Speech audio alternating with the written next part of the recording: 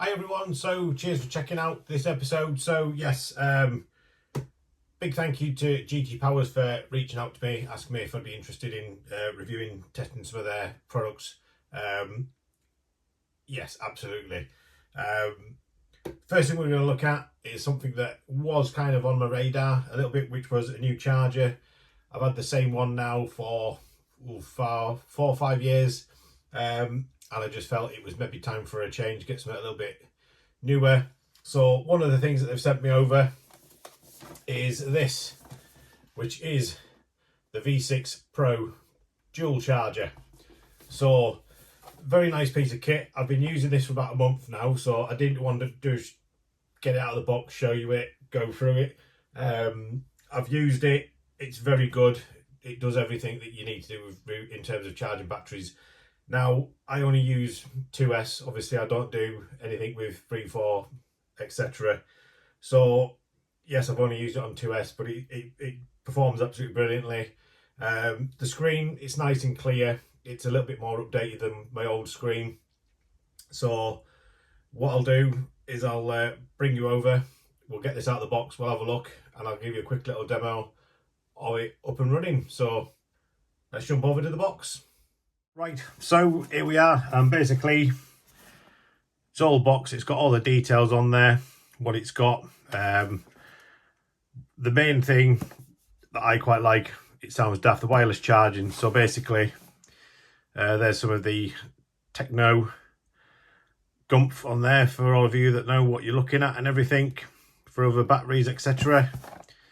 But that's it. So nicely packaged, nice little picture of the actual charger itself. One thing to note, I think a lot of chargers like this, they don't actually come with any charging leads. So if you're upgrading your current charger, you may find that the leads don't work. So for this one, I had to order 2 new charge leads. So I've just got the Amy Booth ones, and they are the XT60s. The ones I've had are just the normal, I think they're like 5-pin plugs. And then obviously on the end you've got your 4 or 5mm bullets and your balance lead. So you will need those charge leads if they're any different to what you're already running. So we'll have it out of the box. Like I say, I've already had this out anyway. I've just put it back in so you can see how it comes.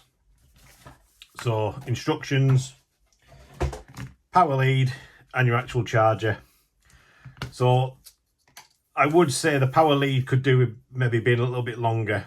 It's not quite as long as my old one, but if you're pitting on a table and you've got to get a plug right down to the bottom, the length of this, it's maybe a meter.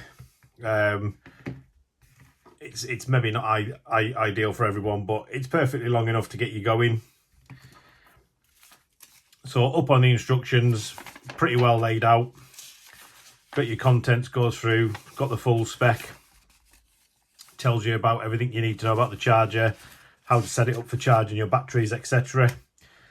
So the actual device itself, so I like the colouring on it, black, nice and stealthy. And it's got very minimal buttons. So basically you've got one button to select your channel, so you've got 2 channels, and then you scroll up and down and then press that to select. Obviously on the front you've got your 2 outputs for your battery connectors. I'll just grab one out there. So your XT60s, just plug in, and then your balance lead just plugs in there, and that's you all good to go. That's channel 1 obviously. Up on the side you've got USB, and I can remember these ones, but you've got another outlet there again as well. Up on the back you've got your AC input for your plug socket, and then you've also got a DC input, so if you're running from a battery or anything you can just go into there. Up on the bottom it's obviously all cut away here. You've got some nice big foam pads that obviously stands it off the ground a nice little bit. You've got your fan on the back, obviously that's blowing out, so it's pulling in the air underneath, so you need to make sure that this is kept ventilated and not covered up. But yeah, that's it out of the box. So what I'll do, I'll get it plugged in and I'll give you a quick little rundown. Hopefully it picks up on my camera on what it's all doing. Right, so we'll get it powered up. And obviously it comes up, it says AC input detected. Don't know if that's showing up on the screen. Yeah, a bit of reflection, but you can see the screen on there. And then obviously that you've got your channel 1, channel 2. And then as you pick through, it'll go through channel 1, channel 2, and then back to both combined. So when you're going up and you're wanting to charge a battery, it's basically just a case of selecting whichever channel. So up on there, channel 1, and then little click, and then it's just a case of scrolling through. So your battery type, LiPo, Li-Fi, Li-on, NiCad, Li-HV, NIM, PB. I personally don't know all of these, but it's just a case of going through.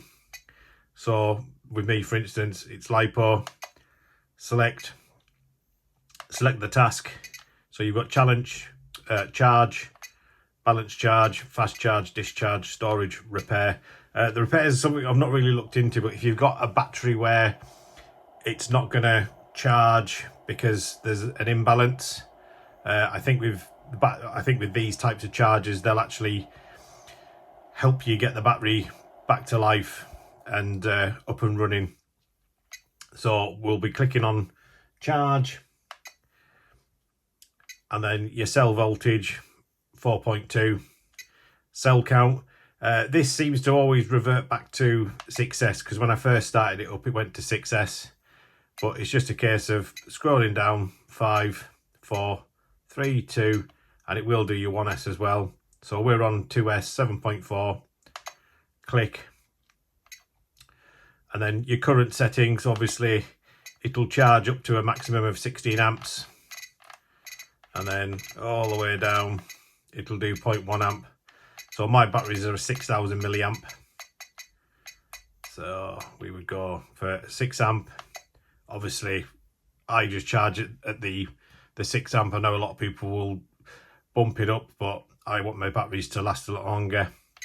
And then start task, and it's just a case of pressing it, and then it comes up. So obviously I've no battery on, so perform task without balancer. Obviously you wouldn't really, but you could click on yes. So it's set to a 2S, and then you get that lovely noise to indicate that it's detected a fault. So if you've got a 2S battery and you've got it set for 3S, for instance, you'll get that noise coming up.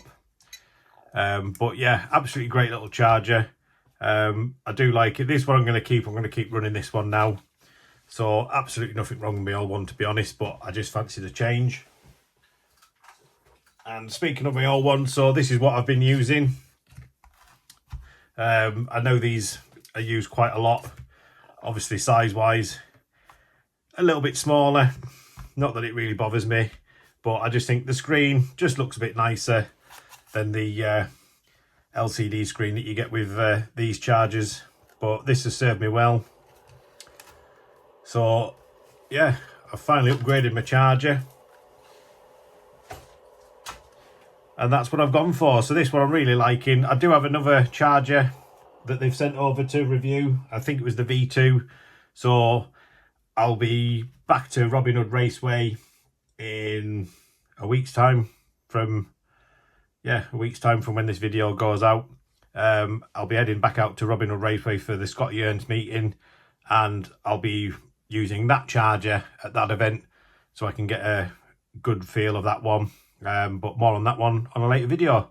But that's it. If you've any questions, anything you want to know, anything you feel that I've missed out about this charger, fire us a message and I'll do my best to help you out. But that's all for now. Cheers guys, take care.